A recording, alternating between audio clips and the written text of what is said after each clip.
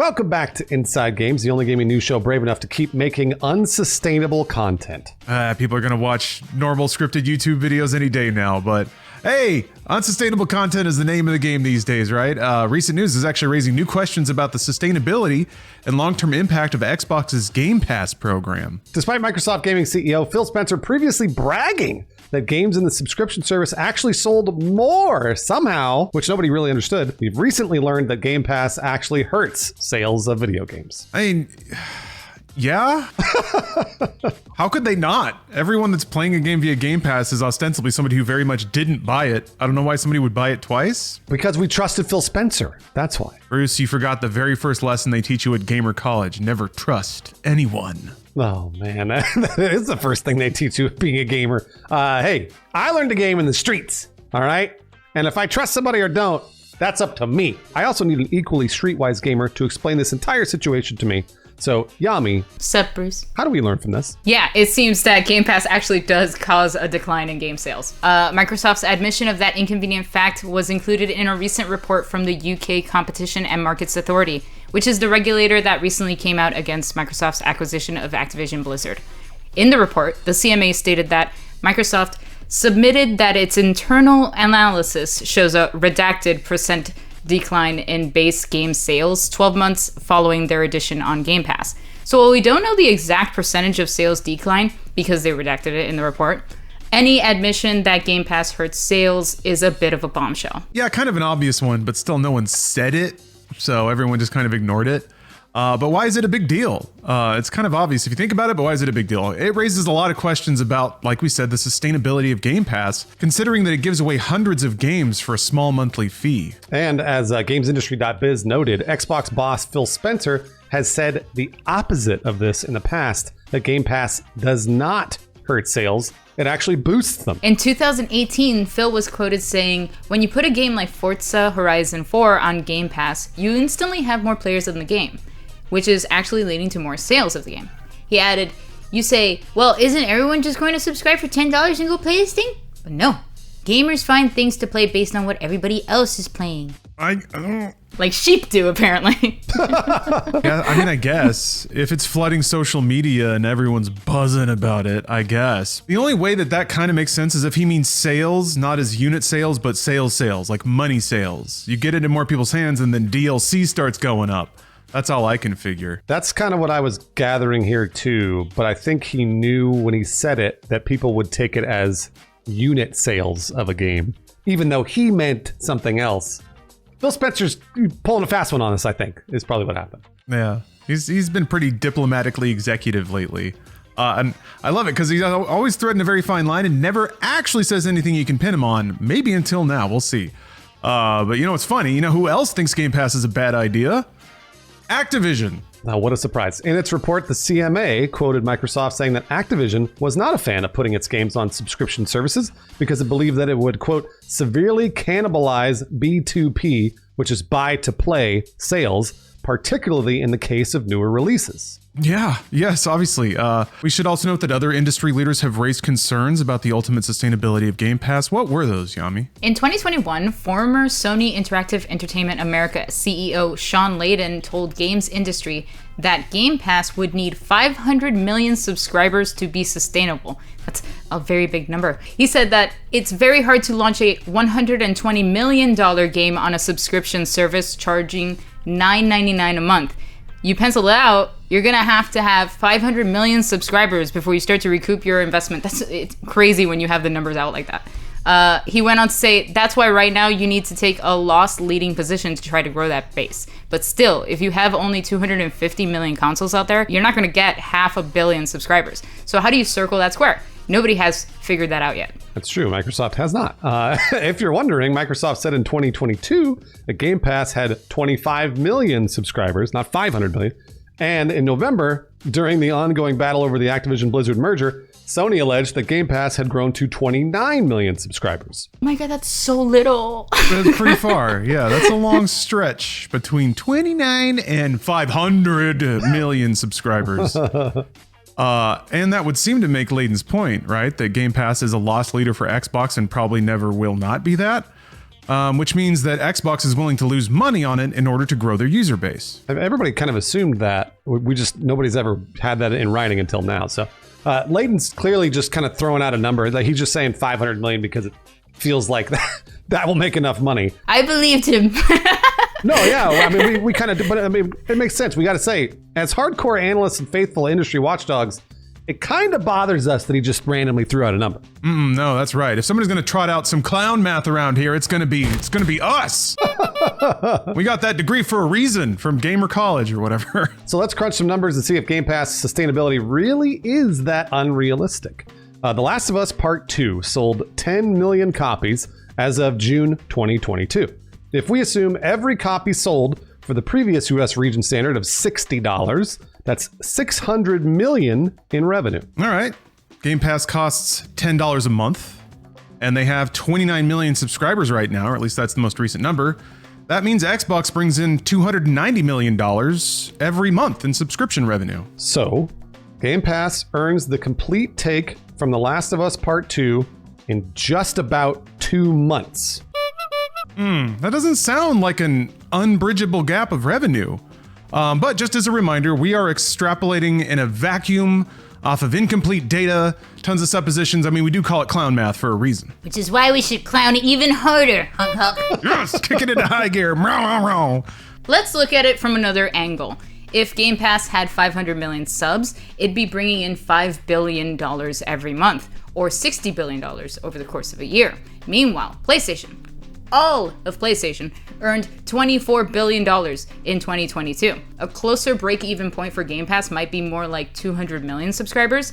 At that point, Game Pass revenue would equal PlayStation's. But that would be compared to all of the PlayStation revenue, which includes hardware sales, PlayStation Plus subscriptions, whatever cut they get off of microtransactions. That's not just Game Pass. Yeah, which means we can clown just a little bit harder.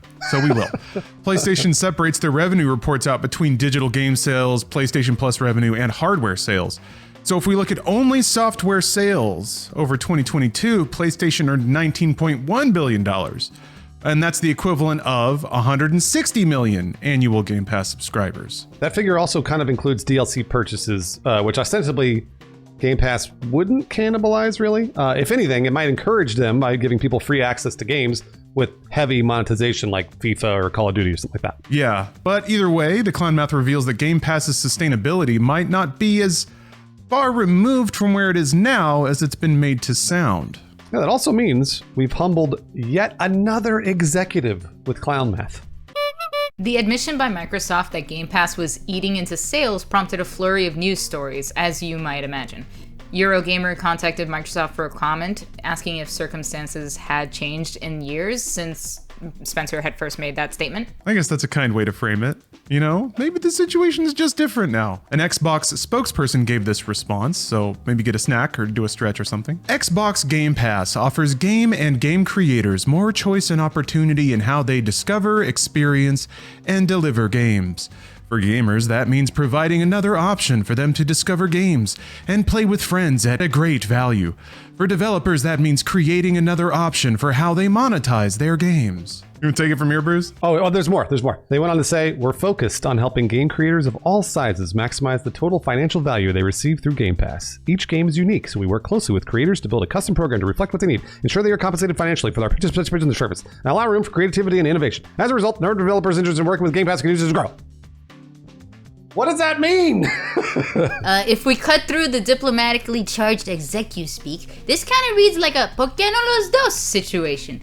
The response basically ignores the idea that Game Pass damages sales and instead suggests that Microsoft is cutting deals with publishers to make sure it's worth everyone's while. Oh, yeah, I guess. That seems to be what the statement is admitting to. Yeah, reduces sales, but don't worry about that. The developers are still making money for being part of the system. Microsoft negotiates individual deals with Game Pass participants, and Microsoft's the one injecting money in there to cover whatever shortfall they would have experienced. Phil Spencer was telling the truth from a certain point of view, like Obi-Wan Kenobi. Does anyone buy that? I don't know. I don't know. I'm not sure. That kind of begs the question, though. What happens when Microsoft's check-writing hand gets a cramp and they find they don't want to spend that money anymore? That kind of seems to be the concern, that Microsoft will just burn out the premium game market by pricing everybody out of the business. then jack up prices once they own the entire show, or decide they're done burning money and then close tens of studios that they bought. Either outcome really is not great. And when it comes to gaming revenues, Microsoft has seen a bit of a drop lately. They said last month that Xbox hardware revenue for the quarter dropped by 13%. Microsoft also saw a 12% drop in Xbox content and services revenue. Microsoft said the content and services revenue decrease was related to a strong prior year comparable. That was partially offset by growth in Xbox Game Pass subscriptions. They said that the Xbox hardware revenue decrease was driven by lower price and volume of consoles sold. Overall, Microsoft's gaming revenue declined 13% year over year. It seems like not great, but it's post-COVID retraction. The problem is Sony's PS5s, I think, like tripled in sales. So, yowza. And as for Game Pass possibly being unsustainable there, we should also note, more than a decade ago, some of these conversations happened in a lot of the similar way. A lot of people in the industry were arguing that Steam sales were kind of doing the same thing, devaluing games in an unsustainable way. In an interview with GamesIndustry.biz in 2012, EA executive, of course, EA executive, David DeMartini was asked about Steam's occasional deep discounts on games. And DeMartini, who was the head of EA's own distribution service Origin, responded that such a move, quote, cheapens your intellectual property. He added, quote, I know both sides of it. I understand it. If you want to sell a whole bunch of units, that is certainly a way to do it, to sell a whole bunch of stuff at a low price. Game makers work incredibly hard to make this into intellectual property. We're not trying to be Target. We're trying to be Nordstrom. Trying to be that, hey, it kind of makes sense. Pretty funny quote to read in 2023. Origin, I mean the EA app or whatever, is kind of the Nordstrom of the internet. I don't know about that one. I use the EA app pretty consistently, and it is not the Nordstrom. All right, that's fair. Yeah, they got that Dead Space remake. The Auntie Anne's is next to the Nordstrom, so you still go over there sometimes. Yeah. I don't know. That begs the question, I think, at the core of this story. Will Game Pass ever be sustainable? Is that even the point? Or is it just here to run everyone out of business? What do y'all think? When you put the numbers like that, it really kind of was like, oh shit, I don't know. Like, but is this including also like the Game Pass for PC thing? Yes. Oh wow. Okay, that's like, yeah, that's terrible. I don't know. I damn, I was rooting for Game Pass. I love it, but I'm kind of worried about it now, seeing these numbers out there. Yeah, no, I am too. And honestly, like, we know that they're going to raise the price on this, so Game Pass is going to go up. Maybe it's $20-25. They start doing a tiered system, and a lot of people are probably going to drop off of Game Pass. Also, I've talked to developers that are like, Game Pass is really scary for us as developers because we don't know what will happen if we want to make like not a AAA, but not an indie. What do we make in the middle? And those middle games, it's very similar to the MCU discussion that movies have, where it's like they can only make really big MCU movies, but then we can't, and we can only make tiny little movies. We can't make the ones in the middle. So we may be pushing those middle games out. Not sure. I'm sure it'll find a place, but that's kind of the concern right now. That's really interesting. Yeah, I feel like before long there's going to be enough market data for Microsoft to decide the kinds of games they want for whatever metric they're chasing for Game Pass. If they're just looking for new subscriptions, it's probably not going to take them long to figure out the kinds of games and the way to market them that will actually result in that. So then we'll start to see the games wrap around the subscription model. I would like for that to be the middle game, like you said, Bruce. Games like Pentiment or Hi-Fi Rush. Games that kind of maybe capture people's attention, and since they stick out, they work as good sign-up notifiers. So like, hey, this thing's only on Game Pass, it's different, it's unique. Ideally, we either get a lot of those middle games, or we get the perfect, like the ideal version of games as service, where since you're already paying into the system, you're just opted into these content updates that your subscription is funding. So things like Sea of Thieves or Grounded, they look so much different now than they did when they first hit the service. And theoretically, that gives Microsoft marketing beats whenever they publish a new update for Sea of Thieves.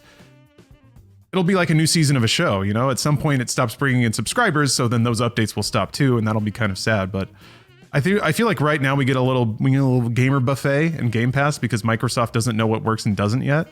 But before long, I think it'll get pretty stratified. I think we'll start to see a lot of homogeny in the structure and scope of games we see on Game Pass.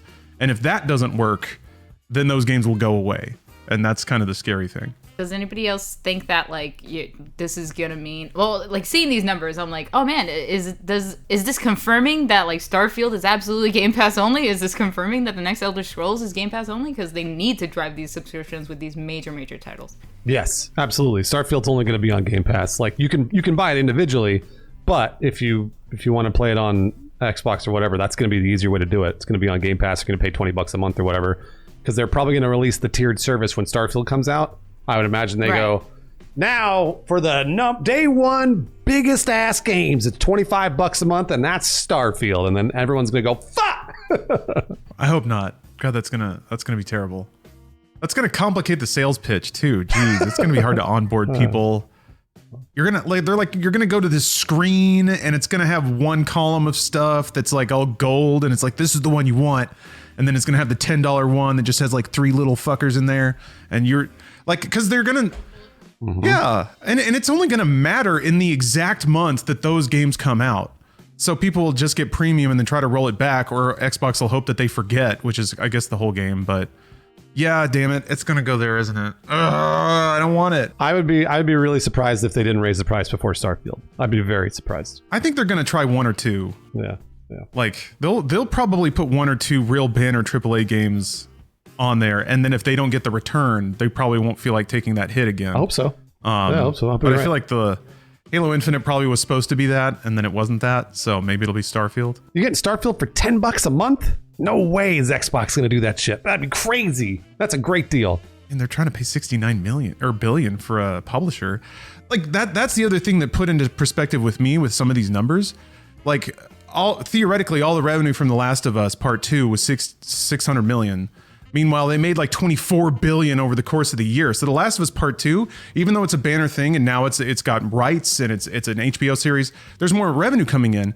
But the take, even from like a banner AAA game that sells 10 million copies, is really just a small portion of PlayStation and any game company's overall business. So that's kind of interesting. As much as we like to think that those drive everything, and really all they do is establish IP to be monetized in other ways, the actual take from $60 game sales is nothing, man. It's like the business is everywhere else but that. Well, I've got some good news for our patrons on our Patreon. We're not raising the price for these people that are helping us out. I appreciate that. Thank you, patrons. Joshua Smith, Raiden Foley, Nick Calderon, and Scotty Ryan. Thanks again. That's right. We're eating that inflation. That's on us. You enjoy the good content, and thank you very much for the support. Ray Pichardo, Raulo, Dan Halloran, and Dragon Jetpack Society, thank you very much.